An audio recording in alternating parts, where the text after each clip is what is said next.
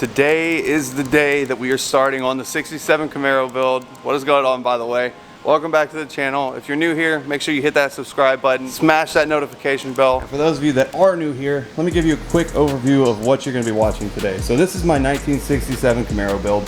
This is my dad's old car that he's had since I was born. I was a tiny baby the first time that I ever sat in this car. We did our first burnout ever in this car. I have worked on this car quite a bit since I was a kid, and this is where my love from cars came from. Long story short, I got this car back about 2 years ago and started a restoration on it. It's extremely dirty, but it's got a fresh paint and body job done to it.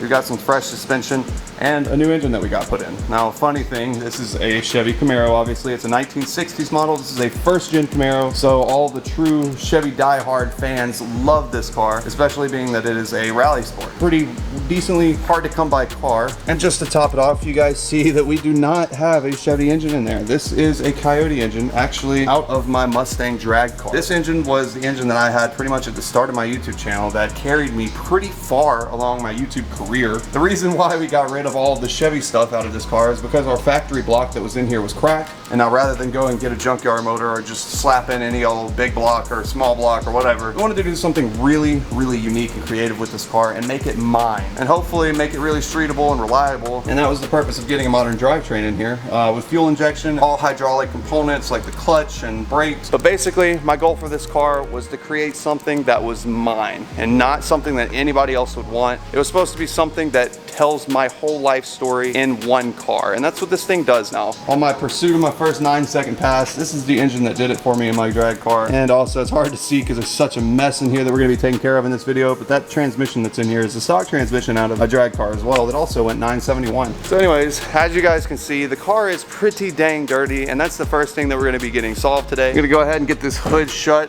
get the car pulled out. The first thing that I want to do before we even get started on this series is get this car cleaned up again. Then after that, going on the inside, we're going to get everything pulled out of here, all these factory seats, all this old carpet. We're going to clean up the inside and get it real nice. And then next up, going back under the hood, all of these old cables and hoses and linkages and stuff that is just all from these 1960 components. All of that stuff is all of these old components on this car that we're obviously not going to be reusing anymore. And I've got quite a bit of really cool stuff to replace them in this cluster of boxes and parts for that car. Today, the first step is to get this car prepped and ready, pretty much just cleaned up. So let's go ahead and get this thing pulled out, wash it up, get it back in here, and get started really deep cleaning this thing in preparation for getting our Coyote engine that's in the car running.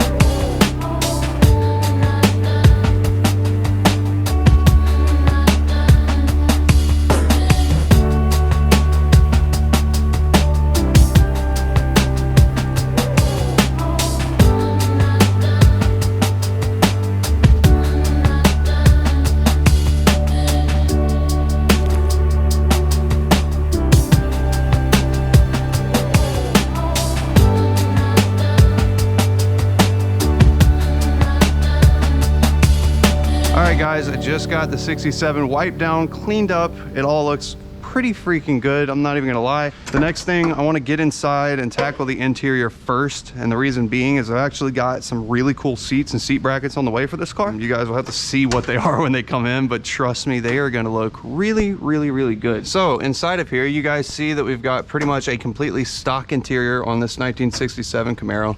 Dash and everything is still stock in the car. Nothing out of the ordinary truly on the inside, except for just a lot of stuff that I need to get pulled out. The plan at the moment is to get out all this carpet, to get out these seats, to get out pretty much all these panels, the door panels, and extra bolts and nuts they got left in the car throughout this whole process of paint and body and things like that. We're gonna go ahead and get all of this stuff pulled out, get it vacuumed out under here, and go from there. Oh, I feel like I'm gonna start sneezing. There is so much dust in here. Oh yeah.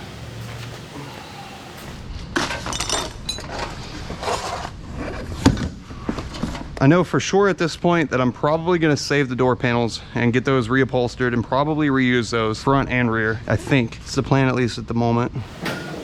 Nothing in the trunk. I've got this whole entire wire harness, which to be honest with you, I'm probably going to end up cutting out. I don't think that I'm going to reuse this, but I'll lay it out here out of the way for now, just in case. Let me go ahead and get all of these handles and extra trim pieces and stuff out of the way, and then we'll get started vacuuming this all out. Should I get the baby suck or should I get the mother suck? I think we can get away with the baby suck. The mother suck over there will make an appearance later on.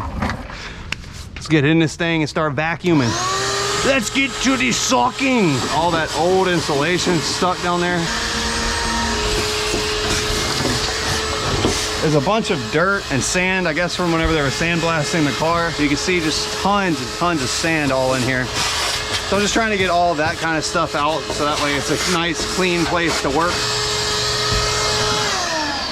So I got the majority of the car vacuumed out real quick. Next thing that I want to do is go ahead and remove all of these seat belts that are mounted over this carpet. That way I can get this last little piece of carpet up and out of the way. I'll get all the seat belts taken out back there. And after that, I should be left with a completely clean shell on the inside. And honestly, I'm looking at it now that I'm starting to vacuum it up and stuff, and I'm seeing a little bit more rust down here than what I thought or what I remembered. Probably what I'm gonna do, to be honest with you, is I'm probably, not because it's gonna be necessary, but just because I wanna make this a really nice car, probably gonna undercoat the inside and maybe put some sound deadening in here before I put carpet over it, and then ultimately have seats over that eventually.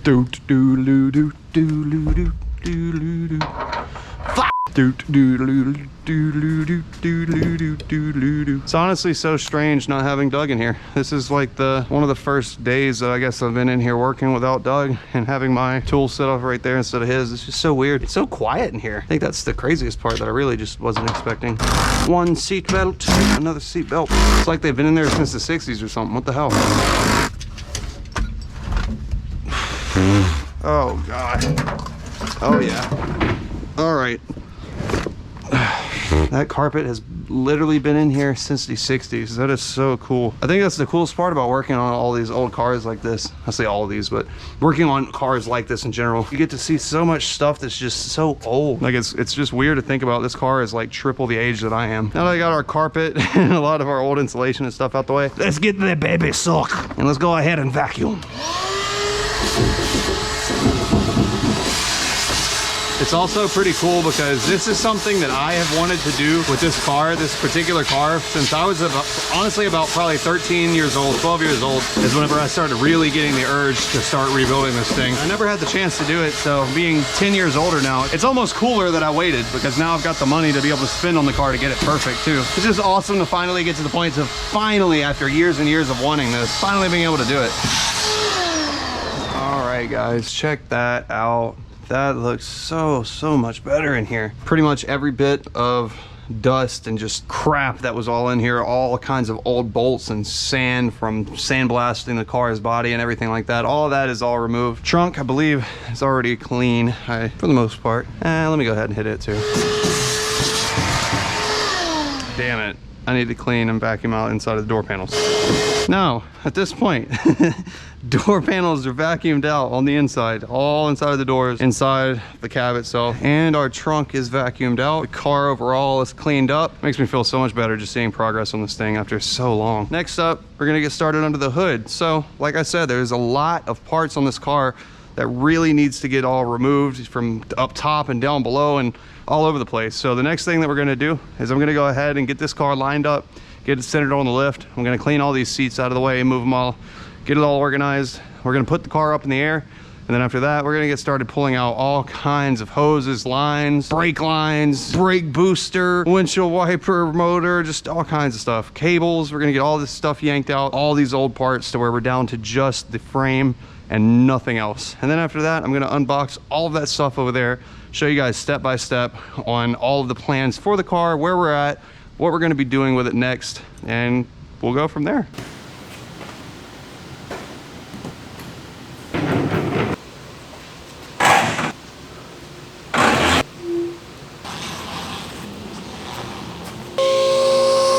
Okay, first thing, let's go ahead and get our old windshield wiper motor out of the way. That is for sure not going to be reused because we've got a replacement part that I'm going to be putting here instead. This little piece holding it on. Come on, you little bugger. This little bracket's got a little piece on here that holds it in like so. Go ahead and pull that out. This is what connects. You can't hardly see, but whenever I'm moving this arm right here, left and right. The windshield wiper arms are spinning whenever I do that. So that's how that works. Pretty nice and easy. But the thing is that these old wiper motors, if you notice, these are all vacuum operated. Old engines, you used to plug in rubber hoses right here, and off of the engine's vacuum, there's a diaphragm in here that allows it to actuate, and that is how your windshield wipers typically, old times, used to work. This is not going to be used anymore, so we'll go ahead and set that out of the way. And this is a good time that I can show you guys something pretty cool that I ordered. So in this box, we've got our Newport engineering conversion kit, and this converts our wiper motor over from obviously a vacuum driven wiper motor to now an electrical one. It's got that same little ball at the end of it that we just now attached, as you guys see. So it'll be pretty much a direct replacement of this one, except for the cool thing is that the new one is very, very flat compared to this one. If you guys see, this old one definitely sticks out a lot further than this one does. It's a much lower profile. Basically what that's going to help out with is clearance back here. So we'll just quickly set this thing. I'm not gonna mock it up or anything because I've still got to do a lot of work to it, but and we got to wire it all in and stuff like that. But as you guys see, whenever it's set up here in place, that is much further out of the way from this head right here. So we've got a little bit more clearance there, which I really wanted. And once these wires are tucked up and probably ran into the firewall, this gloss black version is going to look a whole lot better under here. Plus, not only that, but we won't have any vacuum lines to run our windshield wipers. It'll all be electric. We'll put it on a switch. It'll be real nice. I just wanted to show you guys what we have. Oh, that's cool. It's a windshield wiper switch. It comes with it. That's pretty nice. I'll go ahead and set it here. And as we go, I'm going to continue opening up all of our stuff over there. And by the end of this video, hopefully you guys will have seen everything. Next up, let's go ahead and get started pulling off our old freaking brake booster here. So this is a manual brake booster, which means that we've got obviously no giant booster behind it. This is a manual brake master cylinder. Typically at the top, back in the day, you would open up this top here, and inside of there is where your brake fluid goes. If you see, it's all nasty in there now. But this is how a manual brake system works essentially. There's just fluid in the top, a master cylinder at the bottom. Brake line's hooked up to it. Every time you mash the brake, it pushes that master cylinder in, which ultimately adds pressure and closes your brake pads down on your brakes. And I'm not sure if we're gonna be replacing this. I'm gonna try to order a power brake booster, which is basically we'll hook up to a vacuum line on the engine, and just like any other car, we'll have a big power brake booster back there for power brakes rather than the manual brake setup. But the thing that I'm worried about is, like, on a brake booster, on a power brake booster, you see that there is a very big disc back here, and it's usually pretty wide and fat. That fits back here somewhere, but what I'm worried about is, as you can see, there's not much clearance between the head and our firewall here. So I'm not exactly sure if for sure we'll be able to fit power brakes in here, but I went ahead and ordered the kit because I wanted to at least be able to mock it up and see if it's going to work, because if so, that would be spectacular. But if not, I'm gonna replace it all with some brand new manual brake stuff, and it'll still work perfectly fine. Usually, if you're doing an LS swap on one of these cars, it's actually super simple to do that, or even one of the LTs out of one of the newer cars, super simple swap. And the reason being is because so many people have put those engines into these chassis now that you can pretty much just look up and you can find a list of order this, order this, order this. This part is compatible with this part is not compatible with this part. It's obviously a little bit different in our case because this engine is just so much larger in the engine bay width-wise than what an LS is because of the head angle of the Coyotes and everything, and obviously dual overhead cams, so our valve covers and everything much larger. Either way though, even just to test fit the new stuff when it comes in, we got to get this old crap moved out. Honestly, I'm just gonna go ahead and get in here. Realistically, it'll probably just be a little bit easier. Now we can go ahead and get that pulled back. So now that I got our brake master loose completely, it's ready to come out. The last thing holding it is this one line. I'm gonna just go ahead and quickly remove this real fast to get it out of the way. And after that, we'll chase that one line all the way down. I'm pretty sure that's the one that goes to the back brakes back there. So I'm gonna have to get the car up in the air and chase that line all the way back probably.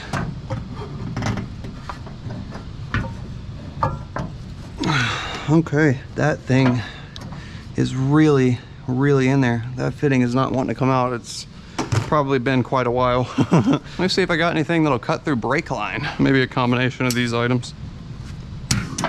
Nice. All right, coolio. And there is, oh my gosh, dude. Looking at how rusted all the insides of these threads and stuff are is crazy. Must have been a real long time since this thing has come out. But as you guys see here, we've got this factory linkage here. And the reason why is because our clutch from the factory in this car is a cable clutch. Well, obviously, if you guys see, there's a Coyote in here. So we've got an MT82 behind it. It's a newer engine. Of course, they don't have cable clutches anymore. We've got a hydraulic setup with a hydraulic throwout. So the thing that I was worried about was how in the world are we gonna be able to have a hydraulic clutch if we've got a cable clutch pedal with a linkage like this? And luckily, we found a solution for that too. So let me go over here and grab our next part for me to show you guys. Check it out. We've got a new clutch pedal. So I'll go ahead in there and remove that one in a second, but this is going to be our new clutch pedal that we're going to be installing. It's going to go on the inside and obviously tie into the dash just like normal. Obviously we've got a master cylinder, being that we are going to hydraulic, and essentially what we're going to do is, you see how right now it might be hard to see, but this linkage here is actually, instead of being flat, it's actually up, it's tilted up. And so if you notice, our new master here is also tilted up with the linkage going into the firewall to the pedal. On the external side that's coming through the firewall, instead of having this linkage where you would typically hook up a bar for the clutch and all that, we've now got our master cylinder. We've got a connection up top for where we're going to mount our remote master cylinder reservoir, which I'll show you in a second. And we've got our line here at the bottom, which is going to go straight down to our clutch. And then we've got this fitting down here at the bottom, which is going to come out 90 straight down and then go down to our hydraulic throwout bearing for our clutch. This is our remote mounted reservoir. So essentially the way that it's going to be is we'll have this through there, something like so. One line going down to the clutch, one line coming out the top right here to a reservoir, which is probably going to be mounted something like that. And so then we'll have clutch fluid and we'll be able to check it and change it and all that good stuff, just like any other modern car. I've also got a new pilot bearing because we're going to have to do obviously a clutch and flywheel and everything else inside of there, which I guess we can go ahead, and this brings me to my next point. Nothing crazy, because obviously this car is still going to be NA. I didn't need any crazy clutch or anything, and honestly I was going to go with the factory one, but for the price that I was spending for a factory clutch, I figured I might as well do something aftermarket that's a little bit better. This is an Excetti. Nothing really crazy. It's just a standard clutch for these cars. We've got our pressure plate and everything under there, clutch alignment tool, and this is our new hydraulic throwout. We'll have this inside of the trans bolted up like so, clutch and pressure plate on this side. And this is our line that we're going to hook up to our master cylinder here. So it's going to be like this, and this bottom fitting is going to have a hose connected between here and here. And every time that we mash our clutch pedal inside of the car, this is going to be depressed with a clutch. And then whenever you need to go ahead and disengage your clutch, you'll push it in. It's going to push out on our little hydraulic throwout here, and that is what's going to disengage the clutch. And so whenever you let the clutch back out, it's obviously going to ease pressure up inside of this throwout, which is going to allow the clutch pressure plate to push back out, therefore engaging the clutch. Pretty cool stuff here as well. This was something else that I was pretty excited about, just for the sole fact of being able to go from a cable clutch setup to a hydraulic clutch setup with a modern clutch feel and all that good stuff. So our clutch pedal is held in at the top with the rest of the pedals by some kind of a fitting. I can't exactly see perfectly to be able to get towards it. The linkage portion of the clutch pedal that's going through the firewall is held on here with a little cotter pin, which is also pretty hard to see, but I'm gonna try to get up inside of here and get this cotter pin pulled out and hopefully get that linkage pulled out of the way. Dang, man. Cotter pins in the 60s must have been made of a different metal than they're made of nowadays. I couldn't get a cotter pin this strong today if I wanted to. Holy hell.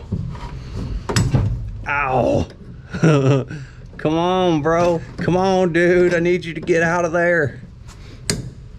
Oh my, okay, so our clutch pedal linkage is now out and in hand. The next thing I'm gonna do is whenever I go to install our new clutch pedal, I'm gonna have to figure out how to get this old one off from up in there. It's a little bit complicated, but nothing too bad. So next up is this cable. I'm just gonna go ahead and start pulling it through. I wanna say that this is our speedo cable. So I'm gonna just set this out of the way. I'm not exactly sure what I'm gonna do about a speedometer yet, so I'm gonna tuck this up here and get it just out of the engine bay for now. So now that this linkage and that cable is out of the way, that's pretty much all I needed to do inside of the car. Okay, so now looking at the firewall, you guys can see that we're definitely making a little bit of progress cleaning stuff up slowly but surely. This is for our brake pedal. We're gonna have to probably reuse the same rod, so I'm gonna leave that where it's at. I'm not sure what's going on here, what those connectors are for, but those can stay for the second. And this cable, this is our parking brake cable, I believe, which I am definitely not gonna be able to reuse even if I wanted to, because we don't even have a parking brake anymore. Just to make it easy, probably just gonna snip this out of the way as well, if I can. All right, I guess it's a good thing that I cleaned this thing out. Up inside of here, what I'm trying to get to at least is where our e-brake cable is at. There we go. So now I got the cable out of the pedal assembly here itself. So we can push that down. And now the hardest part about this one's been rusted up a good bit, but there's a bunch of metal fingers that are holding this cable in place. And there's not necessarily a really easy way to get this out. So I'm gonna try first and see if I can just Holy shit, dude. I did not think that this was gonna be this hard. There we go. Nice. That was way harder than I thought it was gonna be. Sick. So the right side is looking pretty good. I need to take out these various ground straps. We've got one right here, and then we've got one more over here. All right, so I think that's about all for the engine bay. Next thing that I'll do is I'm gonna go ahead real fast while we're already right here and we've got everything cleaned up. I'm gonna quickly give everything in here just a wipe down, just to get everything back to being really, really good looking in here. We'll just take some spray on wax, just quick detail it real quick, because this all actually did get painted and undercoated and stuff, so it does look good. I just need to give it all a quick little wipe down just so it looks good again. Quick wipe down, definitely looks a lot better. Next thing, let's get rid of this hose right here. We'll go ahead and get that pulled down through the bottom. I'm double checking real quick just to make sure there's nothing else up here that it looks like we need to get to, and I don't believe that we do. So I'll go ahead and pull the light off the hood and we'll put this thing up in the air real quick. All right guys, underneath the car you can definitely see that there is a lot of stuff that is gonna have to get replaced, mainly starting with our suspension. If you see, this is the exact same suspension that has been on this car since 1967. So even though we are gonna keep our factory K member, which eventually, hopefully, we'll be replacing with a tubular one day, but for now, basically I wanted to explain the phase one of this build, which is gonna be kind of making the most cost-effective decisions to get the car running to be able to start making content with. And then after that, we'll start going with much more upgraded parts and doing more and more and making the car cooler and cooler as time goes on. We already went ahead while this car was getting the Coyote and everything put in, they had the K member and all blown apart. Taylor and Sean went ahead and put in these nice lower control arms that are tubular and these upper control arms that are tubular, just to go ahead and replace all of our old stuff, and up front to get rid of all of our springs that we had. There are now these nice adjustable coilovers up front. That will definitely help out with the ride of the car for sure. I can go ahead and get our sway bar pulled out of here because I don't believe that we're gonna be using that. Eventually though, a tubular front end is gonna for sure be the goal. But again, not really super important at the moment to get it running and moving. But yeah, we can definitely get all this old sway bar stuff taken out. I do plan on running a sway bar, but I'm definitely gonna have to figure out a modern, or a more modern solution to that at least. This tiny little sway bar up front won't even connect to our new aftermarket suspension, so it's kind of pointless to even have it in here really. All right, come out of there.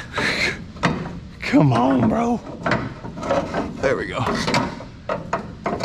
I was about to say, don't make me pull out the Sawzall, because you know I will. Our ancient sway bar is out of the way. Very nice. Back to the suspension parts. As you see, a bunch of just really old, nasty stuff. So of course, to address that, we are gonna replace that, which goes to my next point. Let's grab another box. Let me show you guys what else I got. Yeah. We've got a replacement pitman arm here. We've got some replacement, this looks like outer tie rods. Yep, outer tie rod here. Outer tie rod, idler arm. So components that are super old, like this idler arm, we're gonna get that yanked out and replace it with this nice new one from Detroit Speed. So basically this whole entire thing is just a replacement part kit for all of the steering stuff. This should be inner tie rods, I believe. Maybe some boots in here. Yeah. Steering components, we're gonna get all that stuff replaced. So let's keep going back. We've already addressed steering. We've already addressed the front suspension and what we're doing with that for right now. The next thing I guess that I can go ahead and start pulling out are these brake lines here. So I'm just gonna get these brackets busted off. These are what was holding on the old brake lines for our manual brake system. I'm definitely gonna be running new lines that are stainless braided lines rather than these old, just horrible, bendable, flexible brake lines. I'm not a huge fan of them. What I am gonna do though, is I'm gonna leave every bolt in its corresponding hole as we go through and take stuff out, because in the future, whenever I do go back and want to run our brake lines to run to the calipers up here up front, which we're gonna have to do probably in a few videos from now, I wanna have these bolts still here where I'm not gonna forget about them, so that way I can build my own little custom bracket coming off of our frame here to hold our brake lines. So I'll leave all of that, but I can at least get the line itself pulled out. There we go, factory brake line is out on this side. You know what? I'm actually gonna go ahead and save this bracket too, because this bracket, now that I'm looking at it, I can actually probably reuse this exact bracket. Yeah, there we go. I am gonna keep our little bracket. I'll go ahead and put that back up there with the bolt just so I don't forget it. All right, got that bracket set up in place. Let's keep going along the bottom and see if there's anything else that we need to pull off. We got one more bracket up here on this side. Instead of pulling off the whole bracket, now that I know I'm gonna keep those, I'm gonna go ahead and just try and pull the line only out. Okay, brake line is out on this side. We got this big line right here, and we need to figure out where this is going. So this is going all the way back here, all the way back, and this looks like it used to be the old fuel line.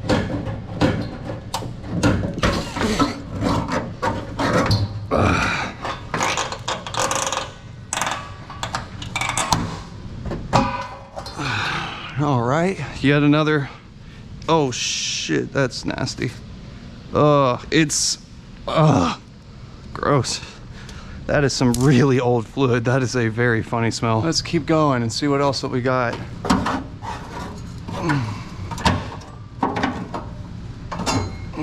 All right.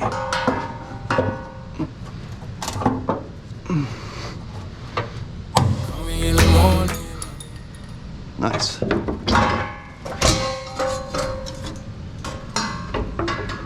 Come on, go. Come on. Y'all son of a bitch. There we go. All right, another brake line yanked out. Let's keep going. I don't know how far up this thing goes. Oh, okay, that's that one that goes up there. So if I can get, let me see if I can just snip this thing in half. That way I don't have to fight the top half. Nice. Now I should, hopefully, in theory, bye, Felicia. Another brake line out, and this, I think, is our last one on the whole car.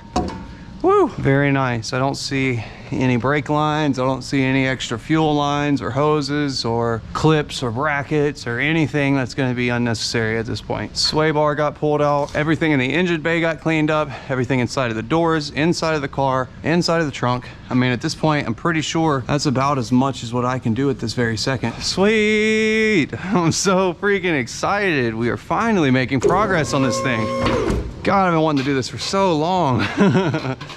All right, car's coming back down. Now that we've finished everything up underneath, I want to go through and double check over everything on the top and inside, make sure that we're good. And if we're done, I'm gonna wash my hands real quick, and then we're gonna go through the rest of the parts that I have for the car and really lay everything out right here, so that way the next video you guys see, I am going to be starting installing stuff, really. Oh yeah, look how much better it looks inside of the engine bay. All those extra lines that I've been looking at that just looked so ugly in here that have been bothering me, it's just finally all gone.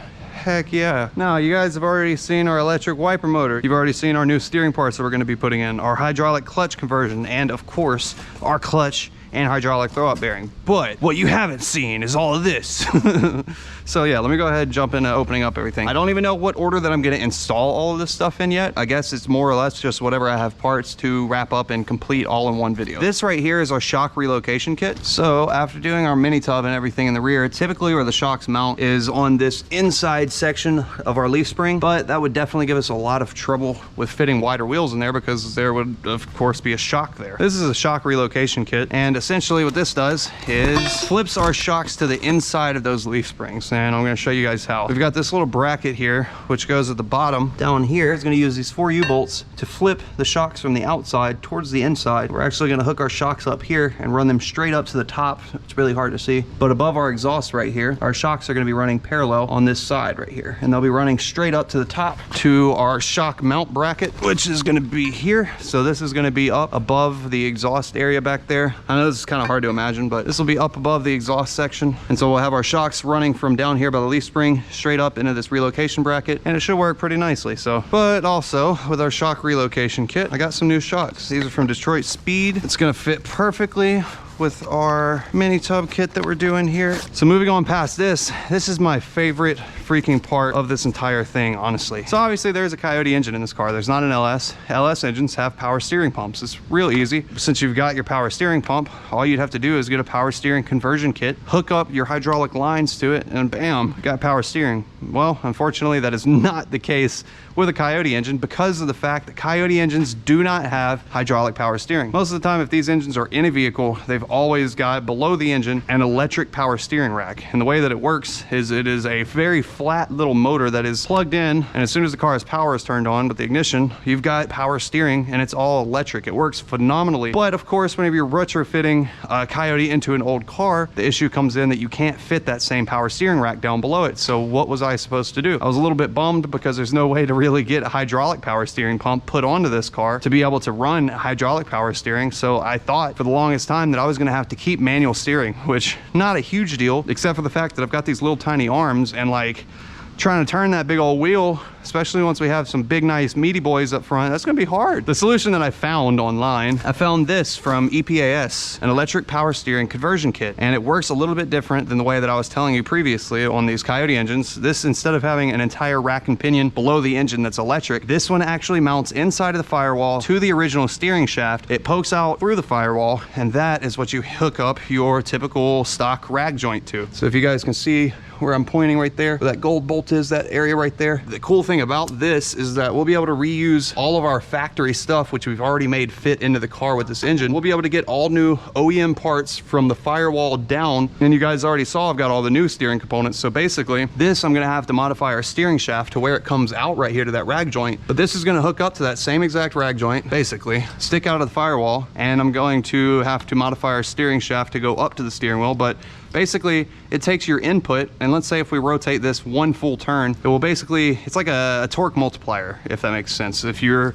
doing one full turn, you're actually gonna get a turn and a half on the back end. So that way it's turning faster than the input, if that makes sense. But the cool thing about this is this little gadget here. Having electric power steering would definitely be really cool, but then I came into the thought of, if the steering is too strong, you don't want it to be to where you're turning a tiny bit and it's freaking like turning all crazy. This little gadget here is the control box for our power steering, and it's actually got this potentiometer on it. What you'll do is you can turn down or turn up the steering sensitivity based on what you're trying to do, which I thought was really awesome because of the fact that if you really want it to almost feel like it is an OEM 60s model car with manual steering, you can turn that thing all the way down, if not off, and I believe that you will have manual steering again. Or if you want it to be turned all the way up, it will be to where it is like you barely move it and it's really sensitive, which could come in handy. Not exactly sure, but it's almost like in the new Mustangs how you can swap between the steering modes, and it's tightens up the steering and makes it a little bit more quick, or you can loosen it up to where it's a nice comfortable drive. So I don't know, I guess we're gonna see how that works. Again, this is a kit that I found online that I have not installed in anything before, nor have I really seen too many people use them, so I'm not sure exactly how it's gonna work yet, but I'm really excited to try it out. So that is what I am really looking forward to the most. I was so excited when I found that. And then after that, to go with our clutch and all of that good stuff, we had this custom drive shaft made because of the fact that we do not have a Chevy Trans in there. There's a Coyote and MT82. This little yoke right here, this adapter that was created, this is to go from a 1350 yoke up front to this weird configured MT82 flange back here. And then going to the back of the car, we've just got a standard 1350 going into our rear end. So that's gonna be pretty cool. One-piece drive shaft, extremely strong. That's rated for way more than what this car is ever gonna make. But again, I wanted to make sure that we had no problems with anything once we built this car. Now in this box, this is honestly just more of a ricer mod than anything, because I am a ricer. We got some nice new taillights. These are the Vengeance taillights. These taillights look amazing. We'll put up a picture real quick, but they have like an infinity style to them, and they have this really cool outline whenever you turn them on. They look amazing. The taillights on the F-150 had that same little infinity look to it, and I really loved that. So whenever I found these, I knew I had to get these. It's also cool because whenever they're off, they look just like the OEM 67 RS taillights, which was another big thing for me because I wanted this car to look as close to OEM as possible, and it's really going to. So as you guys see, our old beat up and kind of busted up taillights here, they're really old and have been obviously through a whole bunch, so we'll get these out and save those. But these nice new ones, they're gonna slip in the same exact spot, look just like OEM until you turn it on, and then obviously it's gonna look a whole lot better. In this box, we've got oil filter housing and just some miscellaneous stuff for the suspension pieces and U-bolts. This is not the intake that we're gonna go with, but it is the materials that we're gonna use. So I'll show you guys this next. All inside of this entire box, we've got brand new emblems for the car. So everything that was pulled off, here's all the old stuff but everything is going to get replaced with all brand new stuff. And I know that I did just get this car painted not long ago. I say not long ago, about 2 years ago now. But one thing that I've been considering heavily is now that the paint and body is done and it looks pretty good, the best way that I can think of to protect it is, I know as crazy as this sounds, I really want to pull everything back off, all the trim and everything, and I really want to wrap the car. I want to wrap it in like a dark satin gray and leave all this chrome poking through. I wanted to go almost with a black and chrome color scheme. So if you can see the logo here, gloss black on chrome, I really love how that color scheme looks. And the rear wheels kind of follow along the same thing. And then seeing the rear wheels on the car with all the chrome trim and chrome bumpers and handles and everything. Now, if you have some vision here, bear with me, but if this car was a dark satin gray or a dark,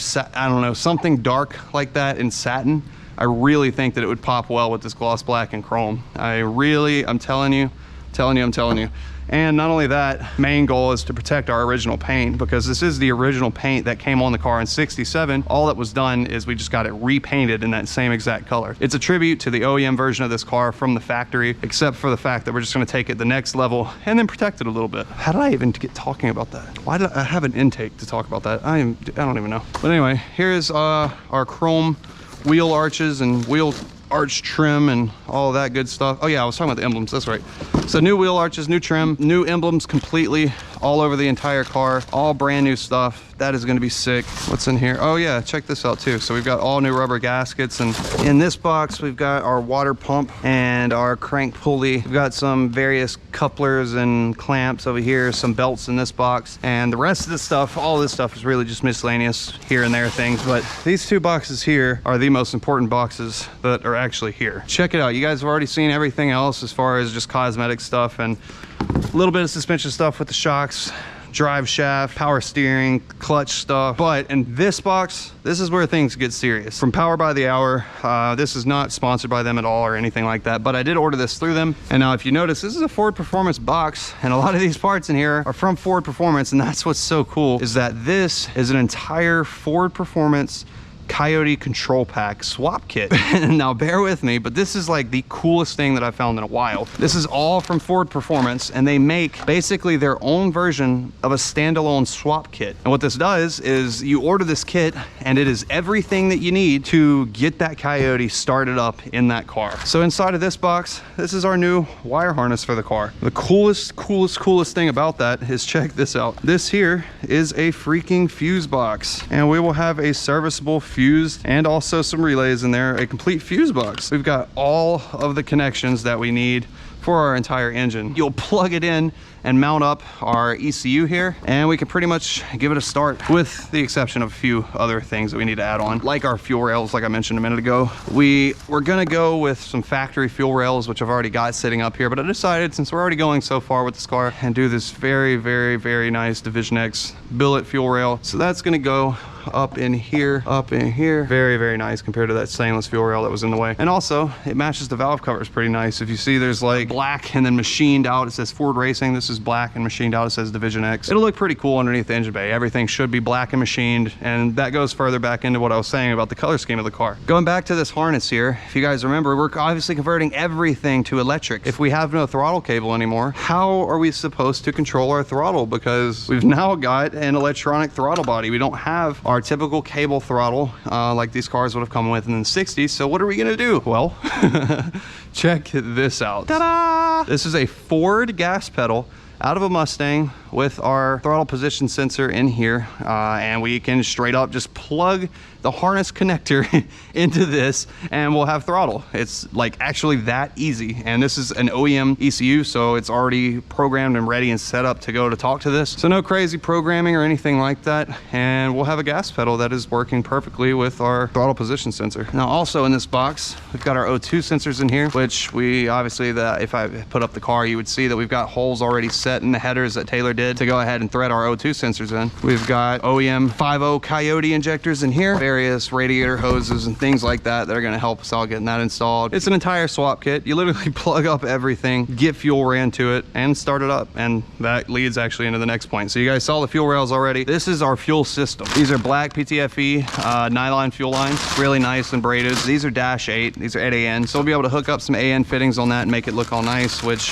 We've got all down in the bottom of this box, there's just so many different AN fittings. This is one of our Y blocks, I guess, for our fuel rails to split off and go to fuel rails, and we'll probably dead end them, or we might do a return style, I'm not sure yet. And then in here is our little cute little fuel regulator. Hook up a fuel pressure gauge to the front, inlet, outlet, and return, all that good stuff. I went ahead and ordered a new fuel tank for the car. It hasn't come in yet, so I'll have to show you guys when it comes in, but it's got a built-in pump in it. And just to give you guys a quick explanation about this, the easiest way to do that would be to have a fuel cell back here, and you pop the trunk, you put your fuel nozzle in, you fill it up, you've got a line running out of the fuel tank, basically the fuel cell sitting back here in the trunk. You would mount that fuel pump to the frame rail, and then you'd run your lines in, hook it all up, run power to it, and it would obviously siphon plenty of fuel. But again, that's almost the cheap way out in a way. What I'd really like is these 60s models Camaros are almost known in a way. They're super popular because of the fact that they've got like this little center gas fill back here, which I just think is so freaking cool.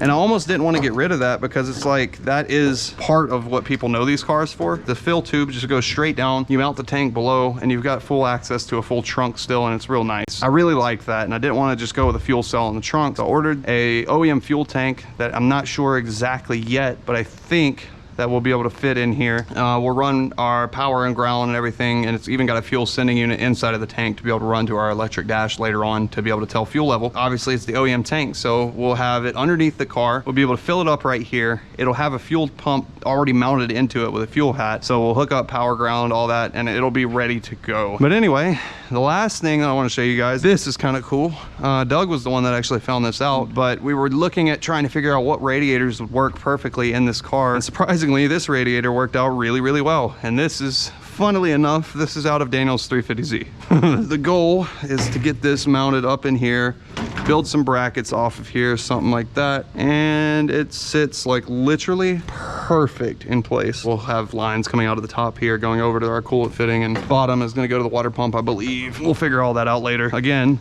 this is our part one, which is just cheap components, and eventually we'll hopefully get a 350Z radiator that's really upgraded and very nice for cooling, and we'll be able to put that in the car. I'm hoping that we'll also be able to use a 350Z radiator fan shroud, so that way we can put it on the back, hook it up to our ECU, so that way the fans know when to kick on. Every bit of this, it is so awesome to think about the fact that we are like actually building a modern car on this old chassis. It's just pretty freaking sick.